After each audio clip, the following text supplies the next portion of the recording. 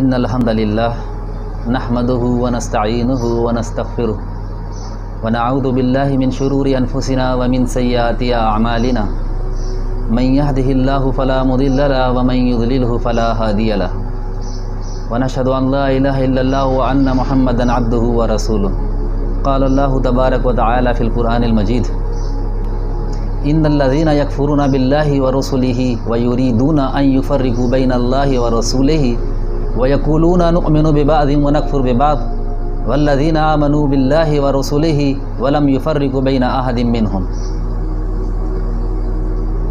بسم الله الرحمن الرحيم ما ينطق عن الهوى إن هو إلا وحي يوحى۔ تمام تعریفیں اللہ رب العالمین احکم الحاکمین کے لیے ہیں، اور درود و سلام و نبی علیہ السلام پر۔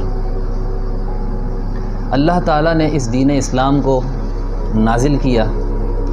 آدم علیہ السلام کو جب پیدا کیا، ان کی تخلیق کی، تو اس کے ساتھ ہی اللہ رب العالمین نے جب اس دنیا میں اتارنے کا ایک سبب، تمام تقریباً لوگ جانتے ہیں اس بات کو، کہ آدم علیہ السلام کو جب نیچے اتارا گیا تو اللہ رب العالمین نے فرمایا فَإِمَّا يَأْتِيَنَّكُم مِّنِّي هُدًى فَمَن تَبِعَ هُدَايَ فَلَا خَوْفٌ عَلَيْهِمْ وَلَا هُمْ يَحْزَنُونَ،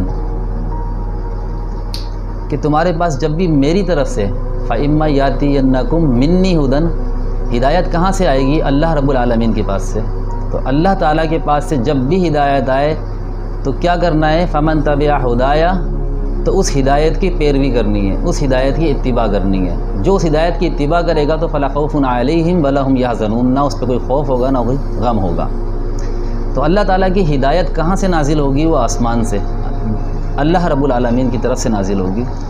اور اللہ کہاں ہے؟ الرحمن علی العرش استویٰ، رحمان عرش پہ مستوی ہے۔ ہمیں دین اسلام پر عمل کرنے کے لیے صرف اس کی وحی کی اتباع کرنی ہے، اور اسی چیز پر ایمان لانا ہے جو اللہ رب العالمین کا نازل کردہ دین ہے۔ اللہ تعالیٰ نے فرمایا قرآن پاک میں، اللہ رب العالمین فرماتا ہے، میں نے آپ کے سامنے جو آیت مبارکہ تلاوت کی ہے اس میں اللہ تعالیٰ فرماتا ہے کہ جو لوگ کفر کرتے ہیں، بے شک جو لوگ کافر ہیں، جو انکار کرتے ہیں اللہ کا اور اس کے رسولوں کا، وَيُرِيدُونَ أَن يُفَرِّقُوا بَيْنَ اللَّهِ وَرَسُولِهِ، اور وہ یہ چاہتے ہیں کہ اللہ اور اس کے رسول کے درمیان اختلاف اور تفریق پیدا کر دیں۔ وَيَقُولُونَ، اور وہ کیا کہتے ہیں کہ نُؤْمِنُ بِبَعْضٍ وَنَكْفُرُ بِبَعْضٍ، ہم بعض پر ایمان لاتے ہیں اور بعض کا انکار کرتے ہیں۔ وَالَّذِينَ آمَنُوا، اب اللہ تعالیٰ نے ایمان والوں کی شان بتائی ہے۔ ایمان والوں کی شان کیا ہے؟ اور جو ایمان والے ہیں، جو ایمان لے کر آتے ہیں باللہ، اللہ پر، وَرُسُلِهِ، اور اس کے رسولوں پر، وَلَمْ يُفَرِّقُوا بَيْنَ أَحَدٍ مِّنْهُمْ، وہ اللہ اور اس کے رسول میں سے کسی ایک میں بھی تفریق نہیں کرتے۔ تو یہ ایمان والوں کی شان ہے کہ وہ اللہ اور اس کے رسول کی بات کو ایک ہی بات شمار کرتے ہیں، اور جو کفر کرنے والے لوگ ہیں وہ اللہ اور اس کے رسول کی بات میں تفریق کرتے ہیں۔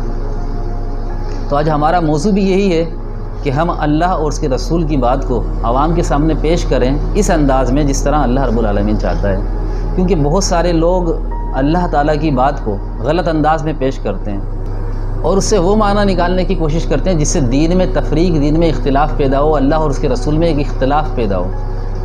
کیا معنی اختلاف کا؟ اختلاف کا معنی یہ کہ وہ صرف اللہ کی بات کو لے لیں یا رسول کی بات کو لے لیں، اللہ اور اس کے رسول کی بات کو نہ مانیں۔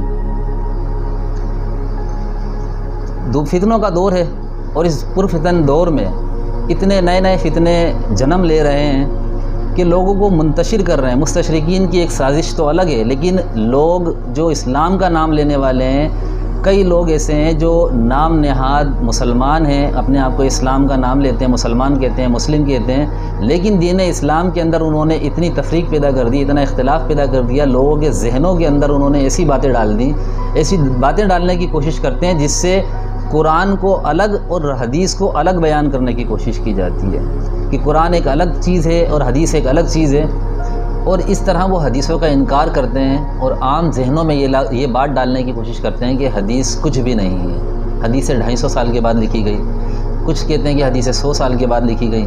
تو متنفر کیا جاتا ہے احادیث کی طرف سے، رسول کی طرف سے۔ منکرین حدیث جس پر جب ہم یہ بات کہتے ہیں کہ یہ شخص منکر حدیث ہے، حدیث کا انکار کرنے والے، اس سے مراد کون لوگ ہوتے ہیں؟ منکرین حدیث کی کچھ نشانیاں ہیں۔ جب ہم دین اسلام کی بات کرتے ہیں تو دین اسلام وحی کا نام ہے، جو اللہ رب العالمین کی طرف سے وحی نازل کردہ ہے وہ دین اسلام ہے۔ اس بات پر منکرین حدیث بھی متفق ہیں کہ حدیث جو وحی اللہ رب العالمین نے نازل کی ہے وہی دین اسلام ہے، ہم بھی اسی بات کو مانتے ہیں، لیکن وہ وحی میں فرق کرتے ہیں۔ منکرین حدیث کی کچھ نشانیاں میں آپ کو بتاتا ہوں اور انشاءاللہ کچھ دلائل دینے کی کوشش کروں گا اس کے حوالے سے، کہ منکرین حدیث سب سے پہلی چیز کہ وہ حدیث پر ایمان نہیں رکھتے۔ حدیث کو وہ بولتے ہیں کہ حدیث ایک تاریخی حیثیت ہے، یا کچھ لوگ اس کو اپنے عقل کے حساب سے سمجھتے ہیں، یا کچھ لوگ سائنس کے حساب سے سمجھنے کی کوشش کرتے ہیں، لیکن حدیث پر ایمان نہیں رکھتے۔ دوسری چیز، وہ حدیث کو وحی نہیں مانتے کہ اللہ رب العالمین کی طرف سے نازل کردہ وحی نہیں ہے، حدیث کا انکار کرتے ہیں کہ وہ وحی کی صورت میں نہیں نازل ہوئی۔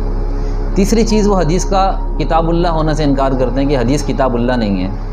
اور چوتھی چیز کہ حدیث دین اسلام میں حجت نہیں ہے اور ماخذ اسلام نہیں ہے، اسلام کا ماخذ حدیث نہیں ہے۔